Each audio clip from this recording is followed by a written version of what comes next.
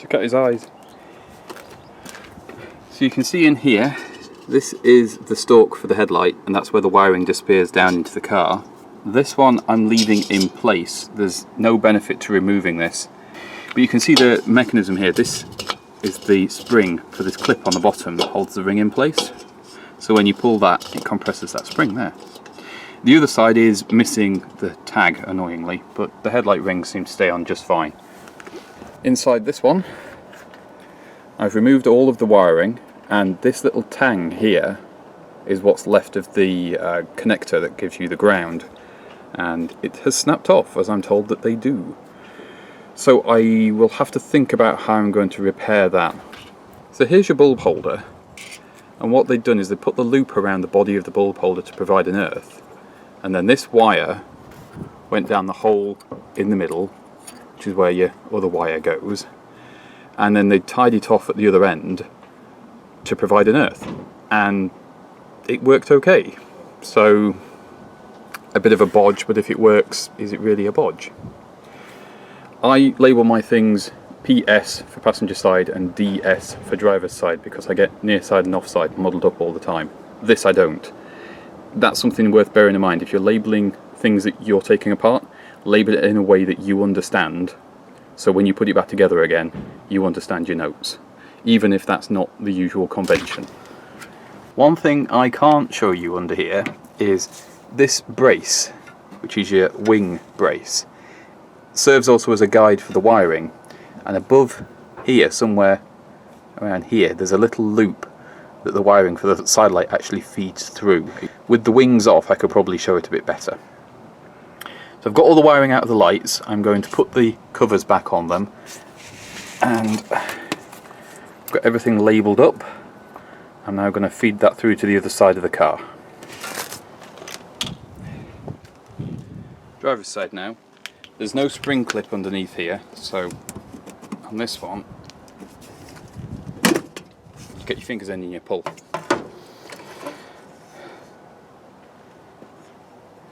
This side has been completely rewired with new wires, and same as the other side. I'll just put my labels on so I know what we're dealing with when it's off the car. And I'll leave the earth wire attached. There's no need to remove that for this job.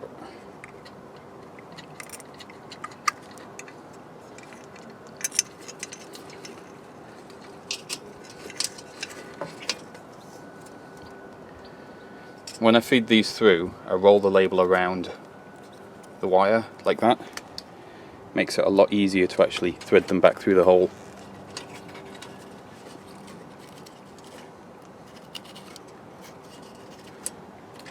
And so far, I haven't torn off any labels by accident, so it seems to be working.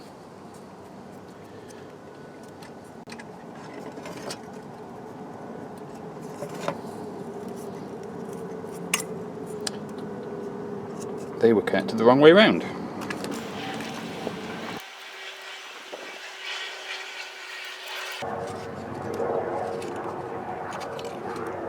I'll leave that label on there, there's no harm.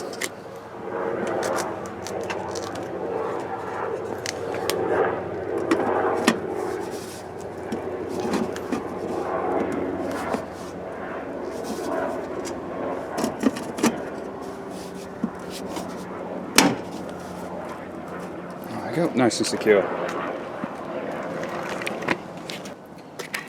Here's a good example of what I mean about the problems with this wiring. I've unthreaded this from the headlight, and this end just isn't connected to anything. The connector itself has just fallen apart, and that's why we're doing the loom, because it's like that all over. These little cable ties here, I've just snipped those off where they're holding the wires to the column. I'm pretty sure that's not how it's supposed to be. There's some modern electrical tape down here as well, and I know some of the wiring is supposed to go up the middle of this to get to the horn button and the semaphore controls. Great joy. Same story this side. Twist off the cap.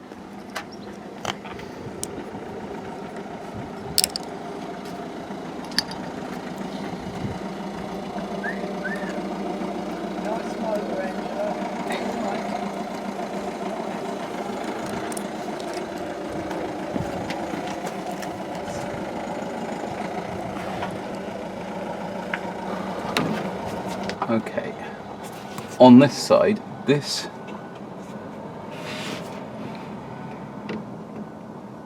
wire here with the blue and red connector, the red wire is going up into the side light, and that's the bit I'm disconnecting. There's supposed to be a little wire guide on top of here, which obviously that wire is not going through, so I'm going to unplug that there if it lets me, and that should help unthread the wire a little bit easier.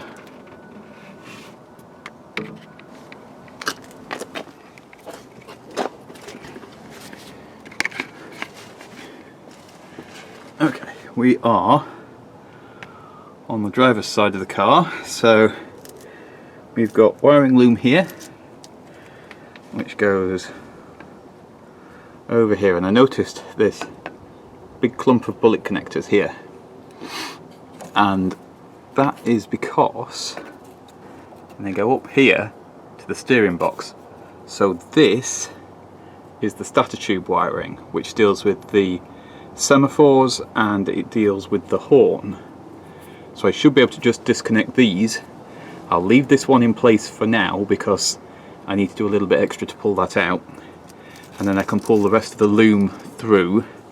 It's routed a bit awkwardly as you get up into these gaps. It goes through some cross tubes and things and wants to lock, so I'm going to have to fiddle with that off camera to get this out.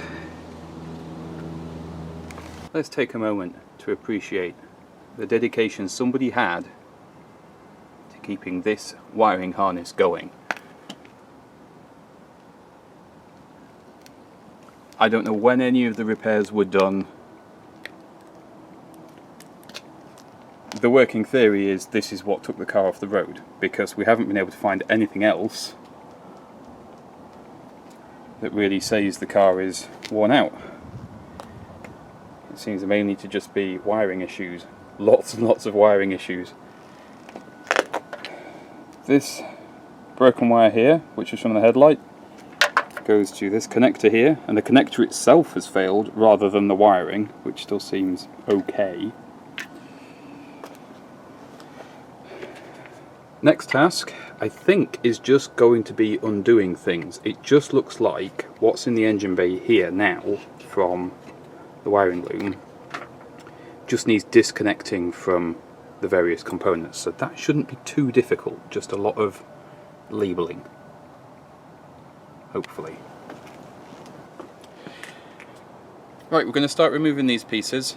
I've got Pat to give me a hand, he's going to be the archivist for this, and we're going to take it fairly steadily, and you just work through one item at a time, and then you don't get confused later, hopefully.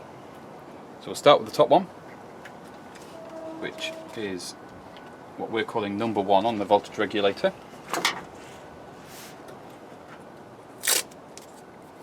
That is a yellow, and that goes down to A1 on the white block.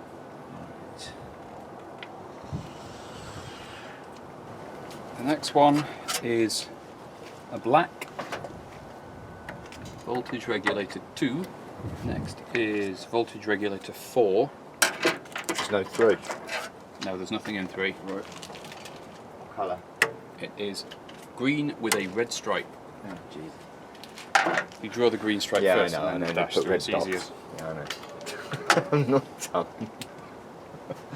done. 3 or 4? 4. 4. I am done. A2. VR4. VR4 A2. is just, no, VR4 is just to the main loom. Main loom.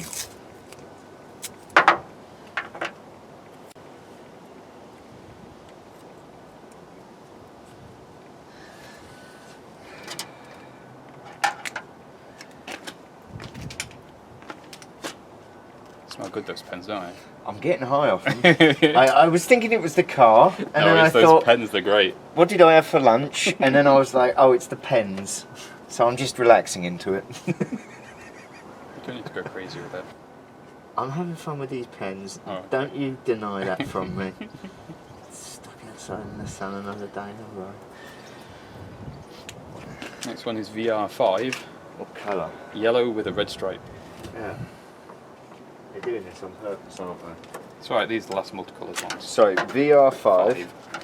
And that one again goes just to the loom. Go straight to the main loom again. Oh. 1, 2, 3, 4, 5. So it was yellow with a red stripe, correct? That's the one.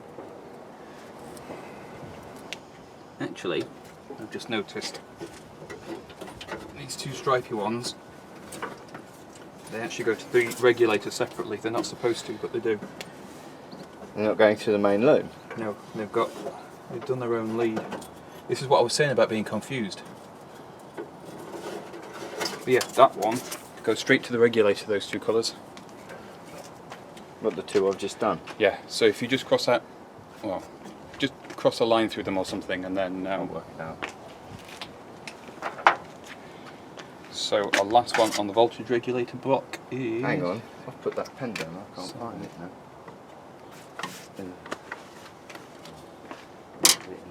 What was it again, sorry? What was what? What were you just about to say? VR... VR7. 7? And it's red, and it goes to... I don't know where that one goes to. Disappears into the wing somewhere.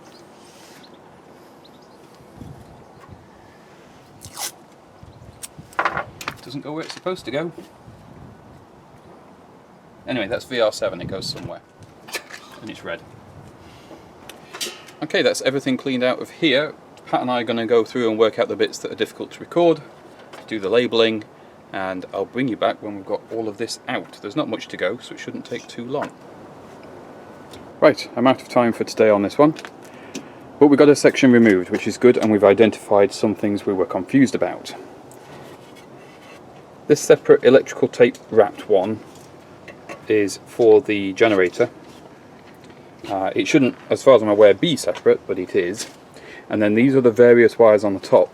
I can't really show you, but they disappear down there and they go into a box section in the chassis, and that joins the main loom to the back of the car, which runs along the inside of the chassis, and then we should be able to figure out where it pops up for the various bits and pieces at the back of the car. This is what we've pulled out and need to tidy up and sort and figure out, and then we can actually compare that to the new sections, and then we'll know which bit marries up to this, so we can start putting things back together again.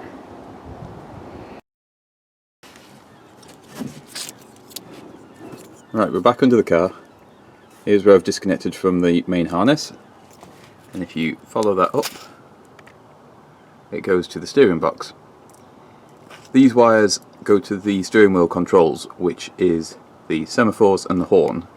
So I need to undo that nut there that the wire goes through, and according to the instructions you then release the olive that's behind and drain the oil out. Now I can't see a specific point to drain the oil out, so I assume it comes out through that nut when I remove it. The other bolt heads you can see here, they seem to just be the end plate on the steering box. I don't think I need to remove those. Once this is disconnected at this end, I should be able to pull the whole thing through into the car.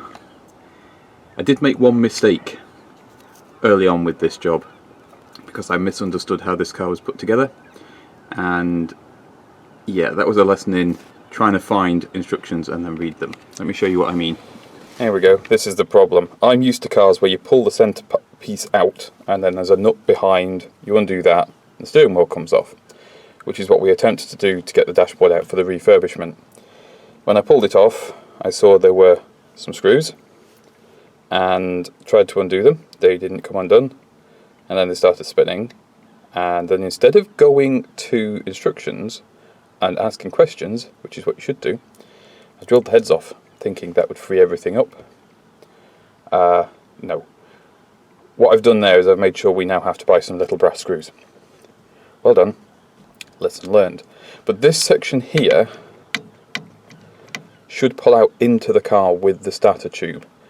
And I've been warned from other cars that sometimes when you pull this out, you have to be careful because it will try and touch the headlining. And the reason for that is the steering wheel and the column are done before the bodywork, because that's just how cars were put together. I'm going to find out what size that bolt is at the other end. We'll undo it and hopefully this will all come out. This is one of those jobs where once you actually get into it, it starts making more sense. Got the drain pan out just in case, and that's our wiring. I've undone the nut from the back of the steering box, which is right. So we've got the nut here with the wires that go up to the steering box there. The little metal piece you see sticking out, that's the olive. So I need to get that out, and that will probably free what oil there is in the steering box. I should then be able to pull these wires out. I am going to have to snip the bullet connectors off though, because they make it too chunky to actually pull the wire through. But that's okay, everything's labelled. It's a slightly awkward job, and it took me a while to find which spanner I needed. I've got the string out as well, so if I think the wiring pulls out separately to the tube that's inside there. I don't think the tube pulls out as well. I'll find out in a minute. But either way, I'll attach the string to the wires, and that'll mean I don't lose the wires. One thing that's really confusing me, after I got the nut off the steering box, you can see the olive, this little pipe bit here, sticking out. And the instructions, both in the original user manual and online, said once you've done that, drain the oil out of the steering box, and then you can remove the olive. What they didn't say, either of them, is how you drain the steering box. And the only thing I could see were these 4 bolts holding on this end plate. So started undoing them, and as I undid the top one, oil started coming out. So I guess to drain the oil you undo these bolts. I suspect I'll have to take this plate off. That bolt up there has been particularly awkward to get to. But I suspect I'll have to take this plate off to free off the olive to get everything out. I'll find out when this is finished draining. Got 3 of the bolts out, no real problem. The 4th one, I've had to put a 13mm socket on from underneath the car and then thread the ratchet in through under the wheel arch. I probably should have taken this wheel off before doing this, but a bit late now. Yeah, so I can get that off. The other problem I had was I couldn't find anywhere stocking SAE 140. Everybody seems to stop about 90, which is, I suppose, understandable. So I'm going to finish undoing this, we'll take the plate off, and then we'll see what's holding everything up, because while I expected that olive to drop out, it hasn't. Underneath, you can see the end plate there, with the ratchet just attached, and the 3 I've taken out with a spanner, which didn't go too badly actually. To be honest, the thing that gets in the way is the steering link more than anything else. So once I've got this off, I should be able to see what's happening. It's like something's holding that olive in from the other side, and it's stopping me removing the wiring loom or anything. And because I can't see what's there, and I don't have any diagrams and there's no instructions, I'm kind of having to figure it out as I go. I've been piddling about with this for a while, and it feels like something's holding this in place, and I can't see what it is. The instructions I've got aren't suggesting that I've missed anything. So what I'm going to do for now is I'm going to bolt everything back together so that we can actually steer the car and push it back in the garage, because I'm out of time today. I've got to get to work. I'll ask on the forums, I'll see what they suggest. I'm probably missing something really obvious, and yeah, we'll come back to this in a bit.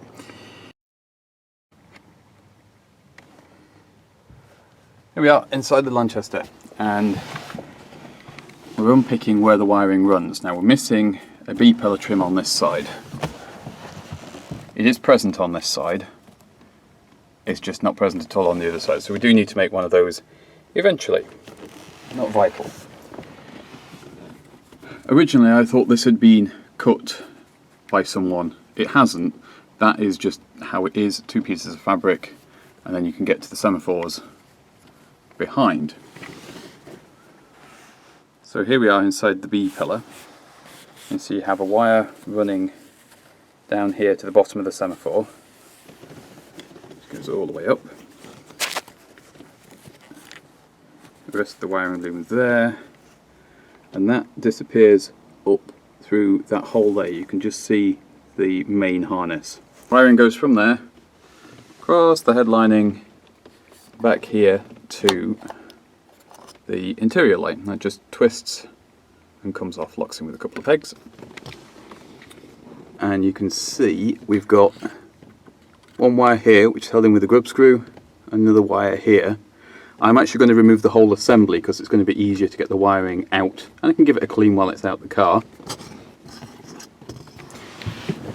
From there we then run over to this side, and behind this B pillar is the same as the other side, and we go all the way down, and then somewhere down there it exits under the car. Now I think it runs to the boot and then comes forwards, because I can feel whether the harness is underneath the car and the chassis, but I can't feel a spur that comes up this way from the chassis, so I think it must go along the chassis into the boot and then double back and come up here.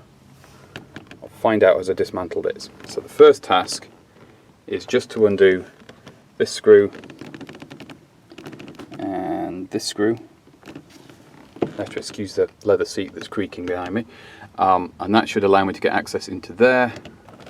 I'll remove this section, so we'll see in the roof. It is a little bit irritating that this is actually further back in the car than the B pillars by quite some margin, so the wiring route is going to be a little bit tricky if I end up losing the end. Hopefully I don't. We shall see. You don't get a lot to work with. Once this piece was removed, just 3 screws hold it onto the ceiling. The wires came disconnected, and it is the tiniest cut in the head lining, so you can feel the structure beneath. This is, there's a structure like that size. Feels like a piece of plywood. And the wiring feels like it goes over here and then across that line there. You can also see the difference in colour. This sort of almost salmon coloured cloth is how the headlining used to look, and now it's just with age and time it's different. Next task is to remove the semaphores. I'm going to remove them completely so we can clean and service them a little bit easier with them being off the car. They do work, but they're a little bit sticky occasionally, which means they're probably in need of some cleaning out and some fresh oil. I'm aware this video is a little bit choppy. It's kind of tricky to record this while I'm actually doing it. So, to take the semaphore out, I wasn't entirely sure how they came out, so I just started by disconnecting the wires. The top wire here goes through that bracket, and that then screws into the bodywork of the car. You have another one through the pocket at the bottom. I think this shape is to allow you to adjust the semaphores so they don't catch on the bodywork. And then the only other thing is this wire here has a bullet connector which just goes in that socket that I need to disconnect. That then gets this off the car. Looks like this has been off before, and the semaphores don't match on the car. They're slightly different oranges. So this could be a replacement at some point, which would also explain why the B pillar trim is missing. I'm going to disconnect that, tie some string onto these loose wires, and then see if I can pull them through. I've removed the B pillar trim on here, and it's not what I was expecting. I thought the wiring from this would go down into the B pillar, and it doesn't appear to. So unless it does something odd when I disconnect it, that probably means it actually runs down here maybe and into the boot.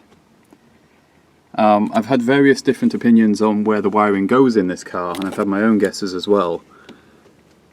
I don't know. I've got a wiring diagram, but I haven't got a wiring plan, like a route plan for the car. So I'm finding out as I go along with this. Might have to disturb the headlining yet, which I didn't really want to do. Anyway, we'll get that screw out there, and that one there. That will free up the semaphore, and then I can look at unthreading the wires here.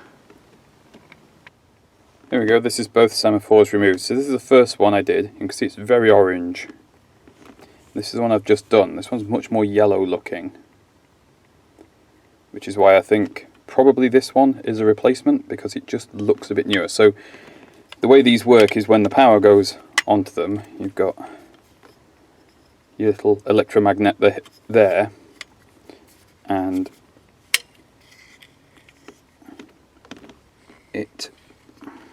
sorry, I'm not showing this very well. Right, so when they're at rest, they're like that. Electromagnet power goes to it, it sucks down that little rod, and because of the spring, it pops out the arm, and the bulb illuminates at the same time. When you turn it off, they drop back down. They actually pop out really fast. A lot more than you'd expect for old tech. They're quite fun. But the thing I wasn't expecting, one, was the amount of washers used to shim out these screws, which seems a bit strange. But when you look at the wiring, we've got one here which is the normal one that goes into the semaphore itself. But then there's two newer feeling wires at the top here, and these look like the ends have snapped off. Now, as far as I'm aware, that should be the earth, effectively. On the other side, here, you can see there's a big eyelet on the end of it, two wires. Those on the other side might not be newer actually, they feel very similar.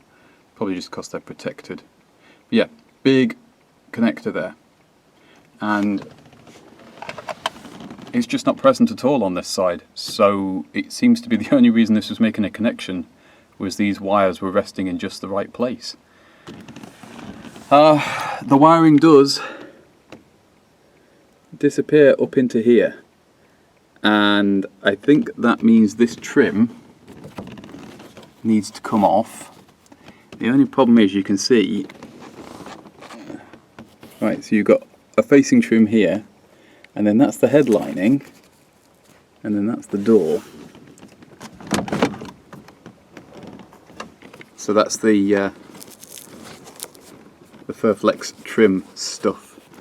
So hopefully what I can do as with the others is I can tie onto the end of these and just pull them through where they go. So I'm going to have a look in the boot, I think, and see if any of this comes out there. Right, I've had a good look round everything to try and figure this out. This is the number plate light. This is the only bit of electrics in the boot lid. And this one's nice and easy to see. This wire goes through to the outside into the back of the unit, disappears into the boot lid somewhere. There's another wire here, I think this is actually the same one. And if you look down, you can see it pops out here at the top, and this presumably connects to, or did, this tail here. And this tail runs through the wooden frame, across there, and down behind that trim panel.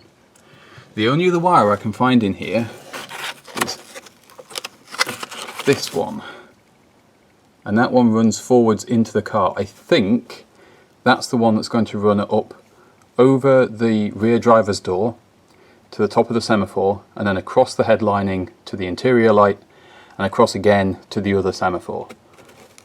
And then that will probably disappear down behind this trim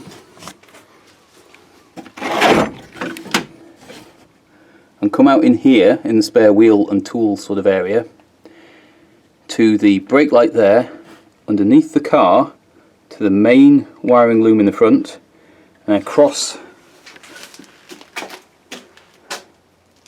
the back of the car from this light over to that light.